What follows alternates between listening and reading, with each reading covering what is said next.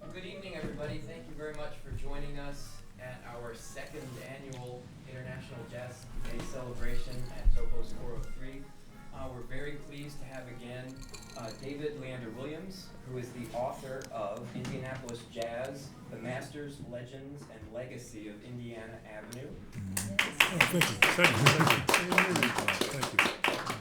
And if you haven't read David's book, it's just a treasure trove full of stories and anecdotes and just really enlightening tales to the back end of Indiana's and Indianapolis's jazz legacy. And a lot of people, I think, are very unaware of all of the valuable history that we have in this state in terms of jazz history. And speaking of jazz history, our other distinguished guest this evening is Dr. David Baker. He's a distinguished professor of music at Indiana University and one of the original driving forces of formalized jazz education in America. He's an NEA jazz master and an Indiana living legend. Big round of applause for Dr. David.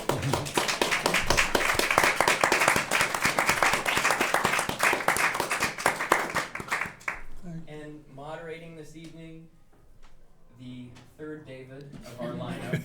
This is, after all, International Jazz Day in 3D. Another distinguished young man, David Brent Johnson from WFIU, our Indiana University NPR affiliate. He's the host of Just You and Me and Nightlights, and the recent Jazz Crossroads of America radio special was produced by David. So a big hand for David Brent Johnson. And a few folks that we need to thank who made this event very possible tonight. From our B-Town Jazz Board of Directors, Fred Parker, who has for the past several years been our president and is now our treasurer. And Jenny Noble-Gachera, she is a teacher in the MCC-SC School Corporation, and she is our new secretary. She had a lot to do with getting everything set up this evening, and we thank her very much. And Camille Westmoreland, she is an intern with Dr. Monica Herzig from the Indiana University SPIA department, is that correct? Arts Administration. And of course, Jazz Education Network for providing the Jazz to You grant that made this evening possible. And WFIU, our media sponsor, and of course Topos 403, Stephanie Topologis, for allowing us to host this event this year again.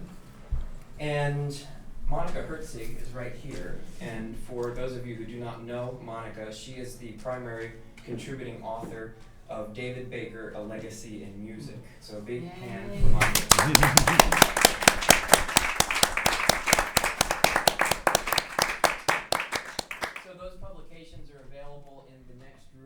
In the artifacts section, both David Williams and Monica's books are available for purchase. And I'd like to hand it over to David Brent Johnson. Thank you very much. Thank you very much, John. We're just going to spend some time this evening a little bit talking with David Williams and David Baker here about Indiana jazz and especially about Indiana Avenue, which was a primary boulevard through the African American part of Indianapolis in the 20th century. The avenue's still there, although many of the buildings that were there in these David's times are now gone. But certainly the musical legacy that the Avenue produced continues to resonate today. So I just kind of, and if anybody has any questions, feel free to raise your hand and ask either one of these gentlemen. They both have quite a lot of history between them and know quite a lot. I wanted to start out by asking David Williams how Indiana Avenue kind of came to be. It's kind of what used to be called the main stem, a boulevard where a lot of cultural life took place. How did Indiana Avenue kind of come to be what it became as a significant area in Indianapolis? Okay, are you speaking in terms of after the Civil War or more? Well, probably more the early 20th century. Okay. Well, during the Great Migration, when many African Americans were leaving the South, heading north for better jobs and better opportunity, there were 3 or 4 destination points of African Americans from Kentucky, Tennessee, Mississippi, Georgia, and other points south. It'd be Evansville, Indiana was one of the first stops, As a matter of fact, my great-grand people stopped there from Tennessee in Evansville, Indiana, then Indianapolis, Indiana, then did Chicago, and then Detroit. And one of the features of Indianapolis during this time period was that the employment was very, very, very. There were jobs to be taken advantage of in Indianapolis. Some of the biggest employer during the 1920s and the 1930s was the Kingen or High Grade Slaughterhouse, and it was said that this is legend that many of the former ex-slaves from Mississippi and Georgia and Tennessee, when they would arrive in Indianapolis, if they would tell the people at Kingans that they were from Mississippi or Georgia, they would automatically get jobs because they would know they had worked on farms and shucked corn and slopped hogs for so many generations that they were really hard workers. And it was the joke there that every African-American male in Indianapolis was from Tennessee or Alabama, whether or not they were born there or not. So the entertainment component developed gradually in the 1930s and 40s, and I talk about in the book. I talk about Noble Sissle and Eubie Blake, who left Indianapolis and they were here for a time period. They went to New York and they did great things on Broadway. And of course, the Ink Spots later on were very, very, very popular. So during this time period, many of the word would spread around in Africa America that if you really wanted a job of entertainment, you can come to Indianapolis, Indiana. And there were a lot of clubs on the avenue. Maybe at one time 100 clubs at one time in that little stretch of maybe 8 or 9 blocks.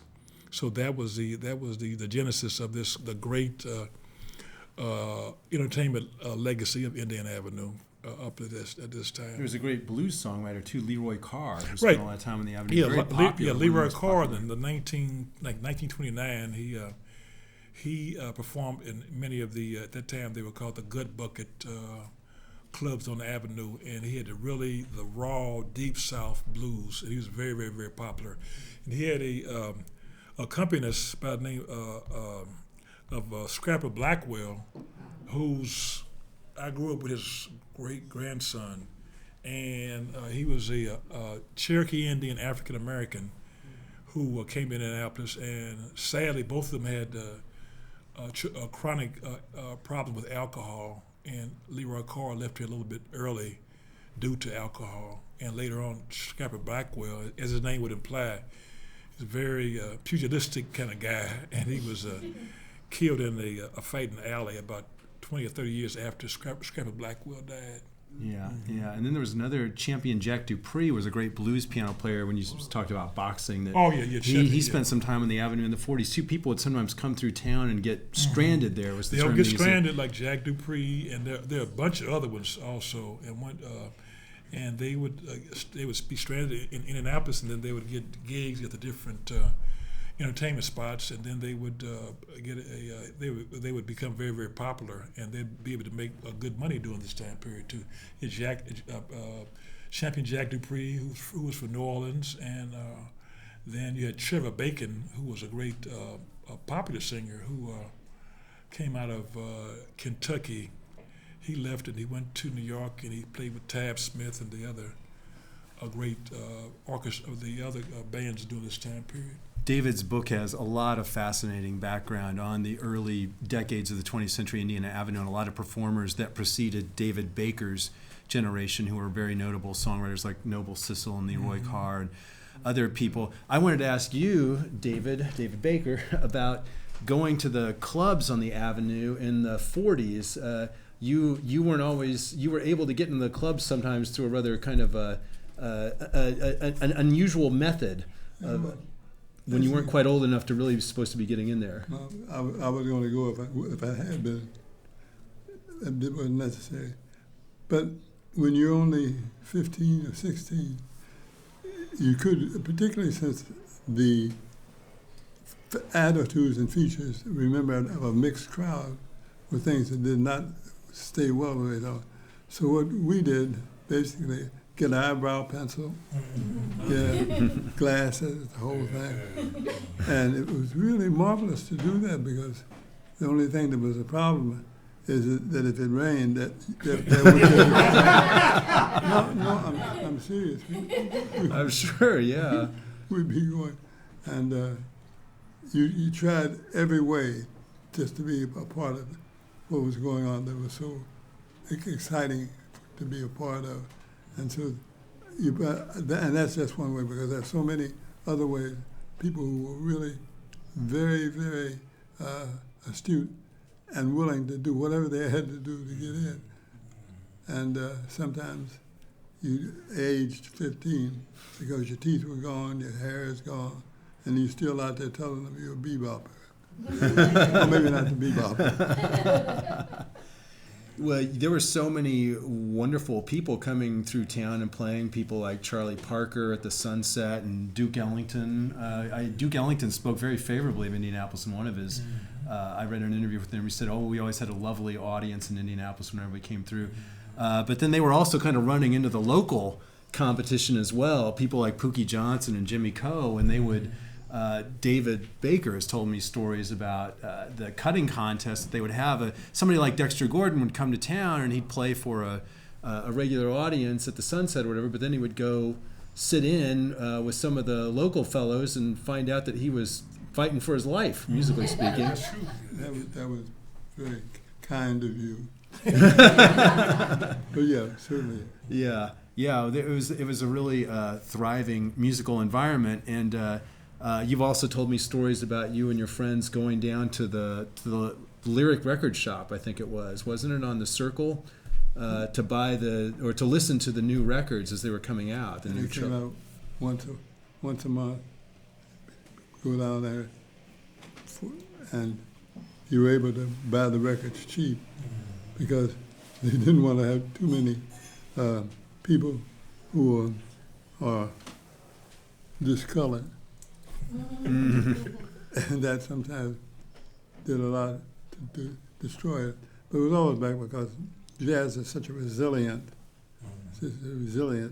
factor. And boy, we did with this, the people up here, the Davids, we'd probably all end up in jail.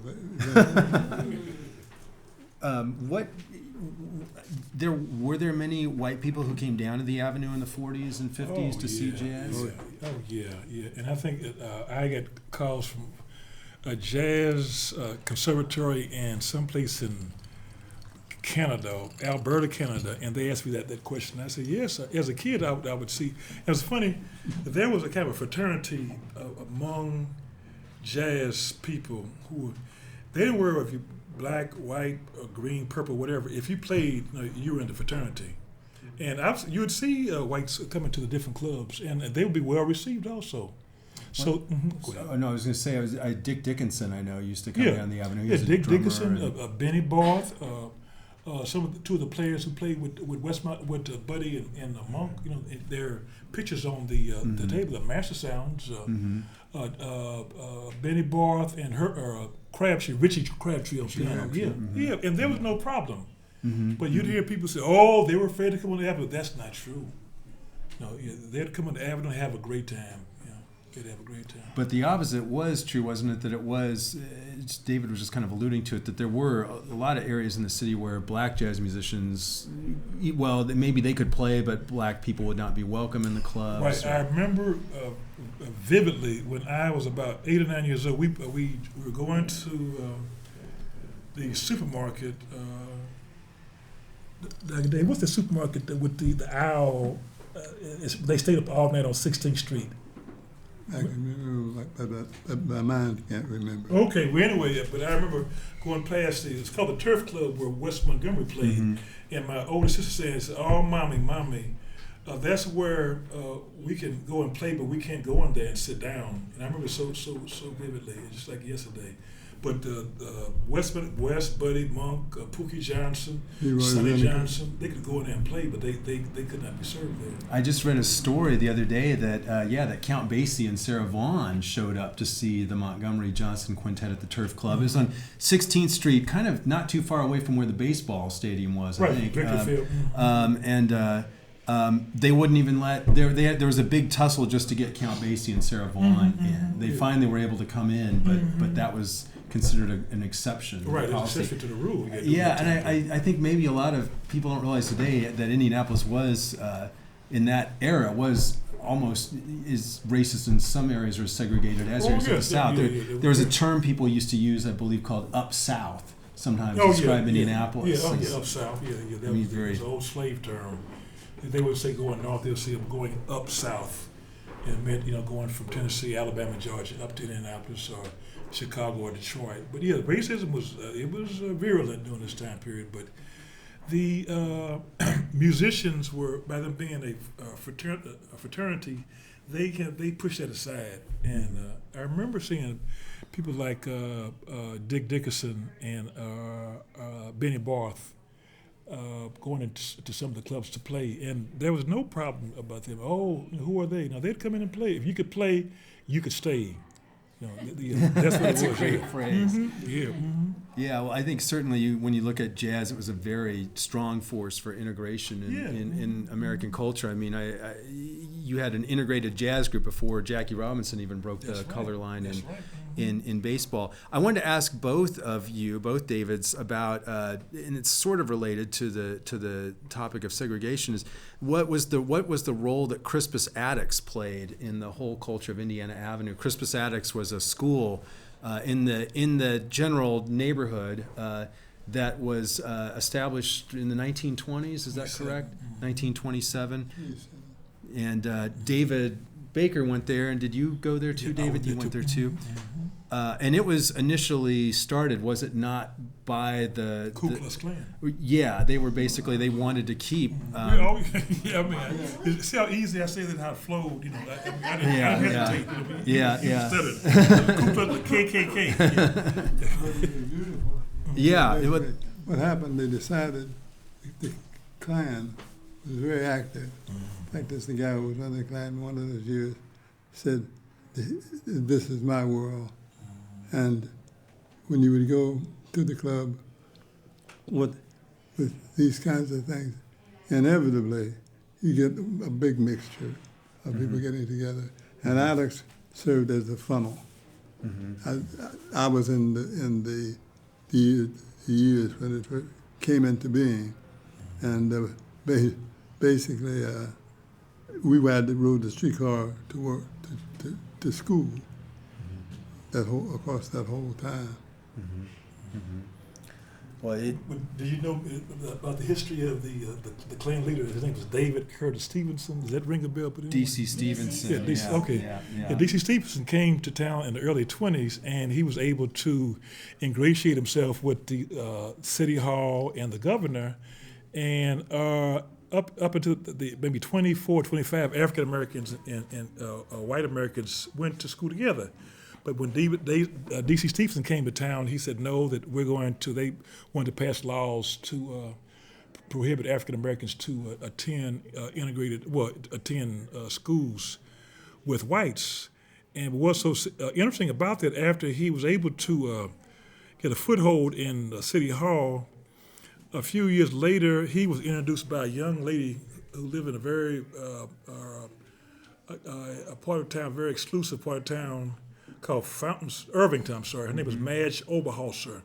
So he was invited. He was introduced to her, and showing how even though he talked about the virtues of being a good American and not being a Catholic or black or Jewish, he tricked her into going to Chicago on a train.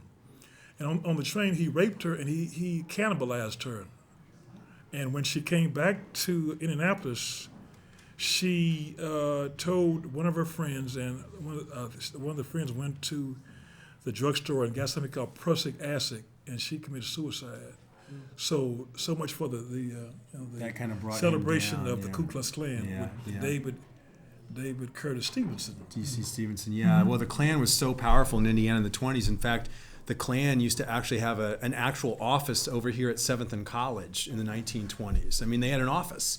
You know, they weren't hiding. They were very, very prominent and very powerful in Indiana politics. But the irony is that the creation of Attucks kind of ended up backfiring on them because Attucks became such a strong central base for young African-American kids who went to Attucks, and from stories you've told me, David, were taught about Black history and were taught to be proud of their culture and their identity. And then you had some really amazing music teachers there as well, did you Well, I not? was to say, perhaps the most electric thing that happened along that line is that in most of the schools at that time, probably a course in music, jazz music. And what happened is when it reached a point where all of a sudden, and I looked at us up today, that the Attucks became the school that had 5 music teachers at a time when the other schools had 1, if that many even. And I don't think anybody thought they were fooling anybody. At least I didn't feel I was fooling anybody. Well, there were so many. I've always said I feel like the music teachers in the segregated Black schools of the 30s and 40s were really kind of the unsung heroes of the American jazz movement, because you'd go to these cities like in Indianapolis it was Crispus Attucks, and Chicago it was Dunbar. DuSable, is that DuSable? DuSable. Captain Walter Diet taught Nat King Cole and Gene Ammons and a bunch of other people. And then out in Los Angeles there was a school, I can't think of the name of it now, but a similar school to Attucks and DuSable that had a number of teachers. A lot of times you had African-American instructors who had PhDs yes. who couldn't get jobs teaching at the college level, and they would end up teaching at the high school. So you had college quality professors teaching people like David at the high school level. Yes, sure. And again, it was kind of, it's ironic that they were all kind of forced to go into these schools that had been set aside to try to segregate all the Black students, but that they ended up they didn't let it get them down, I guess is what I'm trying to say. There seems like there was a real assertion, a real emphasis on Black culture and Black identity, and a heck of a lot of really good musicianship that came out of the music definitely. programs in particular. The Attucks teachers, I'm trying to think, David, who were the names of some of the Attucks teachers that you had that were very influential on you? Or And most of all is Brown. Mr. Brown? 2 people had the name Brown. No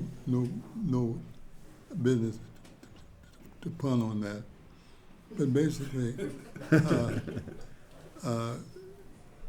the tables were automatically turned all around, because basically you had now, and the Black guys would go into the white neighborhoods and vice versa. As you talked about those things.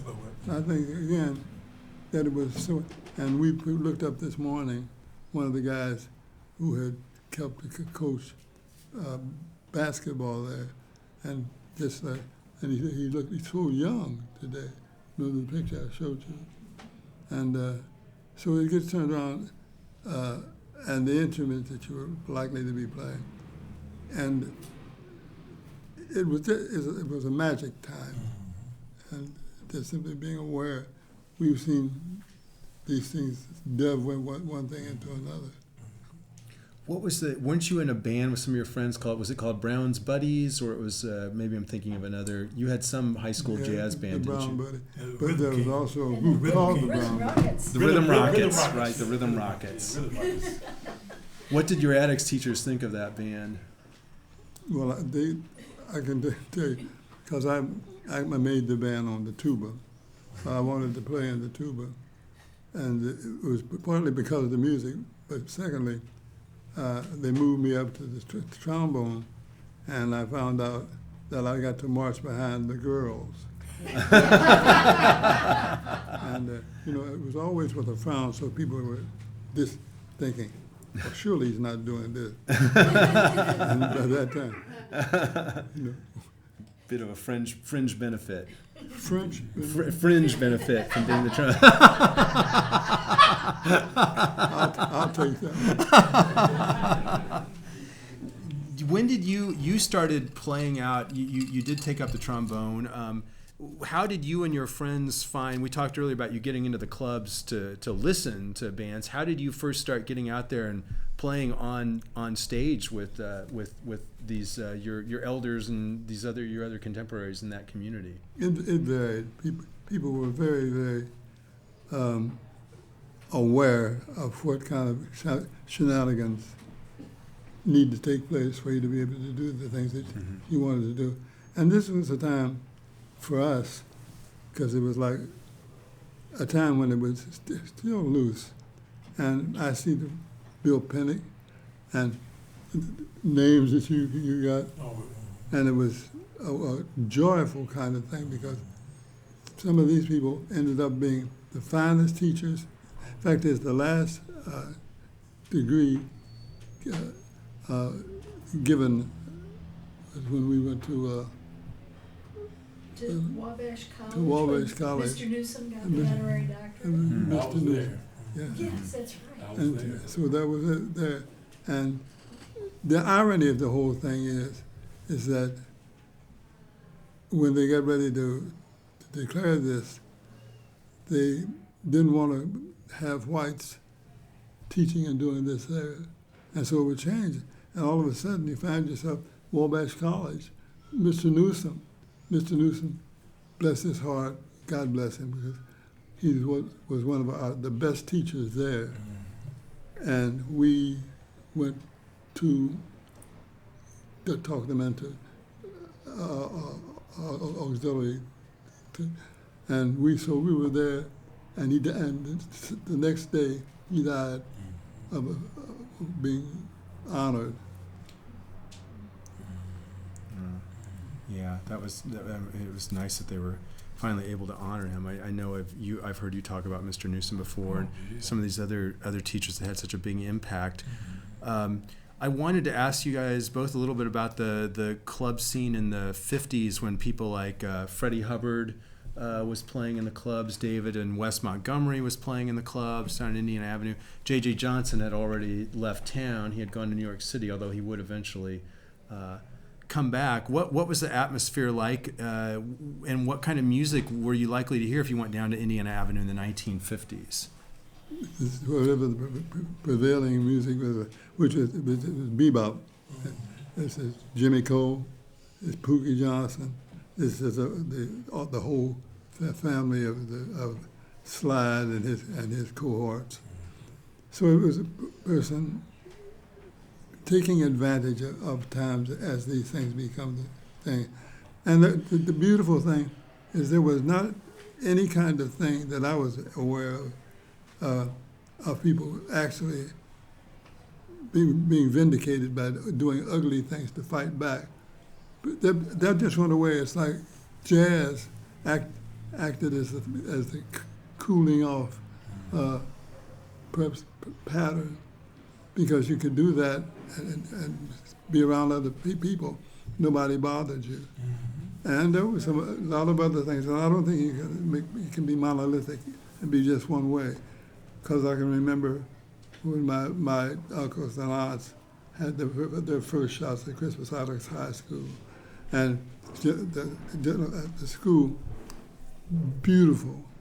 I mean, we won the first basketball State championship, and nobody had done that in Indianapolis. Oscar Robertson, and he ended up being one of the great players. So a lot of side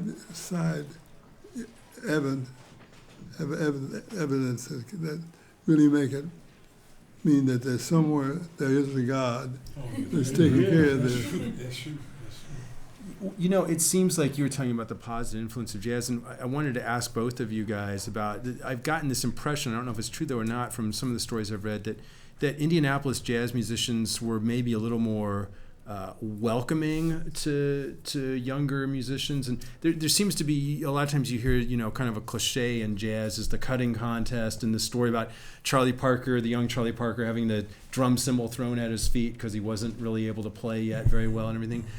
But what was the vibe like in Indianapolis? It seems some of the stories I've read and some of the stories you've told me, David, sound like you had to play, you had to be able to do it, but it sounded like like maybe the Indianapolis community was a little more, and I don't know if that's true, if that's a Hoosier thing or what it would be exactly.